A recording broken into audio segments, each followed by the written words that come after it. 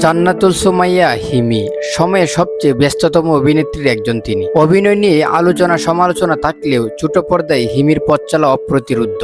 নীলয় আলমগীরের সাথে জুটি গড়ে একের পর এক নাটকে অভিনয় করে যাচ্ছেন। নাটকের পাশাপাশি হিমি সিনেমায় অভিনয় করেছেন, কখনো হয়েছেন বিজ্ঞাপনের মডেল। এছাড়া সঙ্গীতাঙ্গনেও তার নাম ডাক আছে। নিজের নাটকের গানে তাকে কণ্ঠ দিতে দেখা গেছে। লাস্ট সময়ে এই অভিনেত্রী সম্পর্কে বিস্তারিত জেনে নেওয়া যাক। জান্নাতুল সুমাইয়া হিমি 1993 সালে ঢাকায় জন্মগ্রহণ করেন। শিল্পের সঙ্গে তার চেনা জানা সেই ছোটবেলা থেকেই। শৈশবে কুচিকাচা ও ছায়ানটে নাচ এবং গানের সঙ্গে নিজের সম্পর্ক গড়ে তোলেন তিনি। ছায়ানটে তিনি নজরুল সঙ্গীতেও তালিম নিয়েছেন।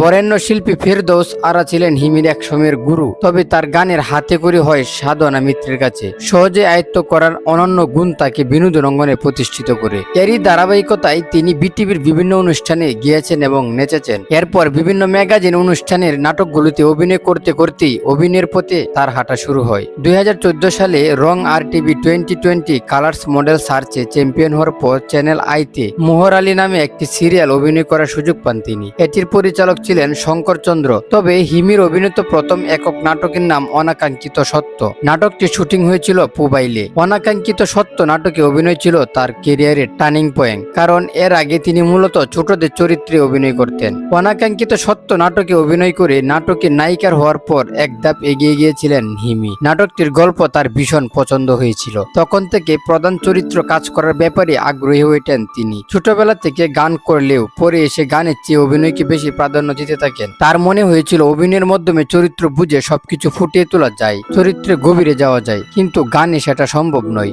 এসব কথা চিন্তা করেই তিনি সিরিয়াসলি অভিনয় করতে শুরু করেন। এরপর বিজ্ঞাপন চিত্রেও তার সাবলীল উপস্থিতি দেখতে পায় দর্শকরা। অভিনয়ের পাশাপাশি পড়ালেখাতেও হিমি ছিলেন ভীষণ মনোযোগী। তিনি নর্থ সাউথ ইউনিভার্সিটি থেকে মার্কেটিং বিষয়ে স্নাতকোত্তর সম্পন্ন করেন। 2017 সালটি ছিল হিমির জন্য স্মরণীয় একটি বছর। সেই বছর তিনি মিস ওয়ার্ল্ড বাংলাদেশ প্রতিযোগিতায় দ্বিতীয় রানার আপ হয়েছিলেন। এরপর তার কাজের পরিধিটা আরো বাড়তে থাকে। দীর্ঘ অভিনয় জীবনে নাটক ছাড়া একটি সিনেমায় অভিনয় করেছিলেন তিনি। সিনেমাটির নাম হঠাৎ দেখা। এটি নির্মাণ করেছিলেন রেশমি মিত্র। এছাড়া বাংলাদেশ ও ভারতের যৌথ প্রযোজনায় বঙ্গবন্ধু শেখ মুজিবুর রহমানের বায়োপিকে অভিনয় করার কথা ছিল হিমির। শ্যাম বেনেগাল পরিচালিত সিনেমাটিতে শেখ হাসিনা চরিত্রের জন্য হিমির নামটা সবার আগে ছিল। তবে পরবর্তীতে সেটা আর হয়নি। হিমিকেও আর বড় পর্দায় দেখা যায়নি। তিনি ছোট পর্দাতেই তিতু হয়েছেন। জুটি বেঁধেছেন তৌসিফ মাহবুব থেকে জুবান আহমেদ হয়ে হালের অপূর্বর সঙ্গে। তবে বর্তমানে হিমির বিপরীতে সবচেয়ে বেশি দেখা যাচ্ছে নীলয় আলমগীরকে। এই জুটির নাটকগুলো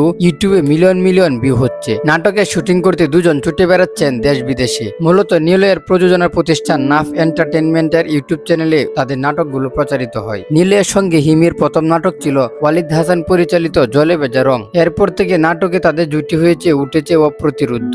শ্বশুরবাড়ির ঈদ, টেলিফোনের বিয়ে, গরিবের বন্ধু, বোয়াল বিড়াল ও একান্নবর্তী সহ বহু নাটকে অভিনয় করেছেন তারা। গল্পের গভীরতা নিয়ে দর্শকদের মাঝে হতাশা থাকলেও সকল ধরনের চরিত্র নিজেদের মেলে ধরেছেন হিমি ও নীলয়। অভিনয়ের বাইরে একজন প্রাণীপ্রেমী হিসেবে পরিচিত আছে হিমির। তার বাসায় আছে কয়েকটি পোষা বিড়াল এবং পাখি। এভাবেই চলছে ব্যক্তি হিমির পথ চলা।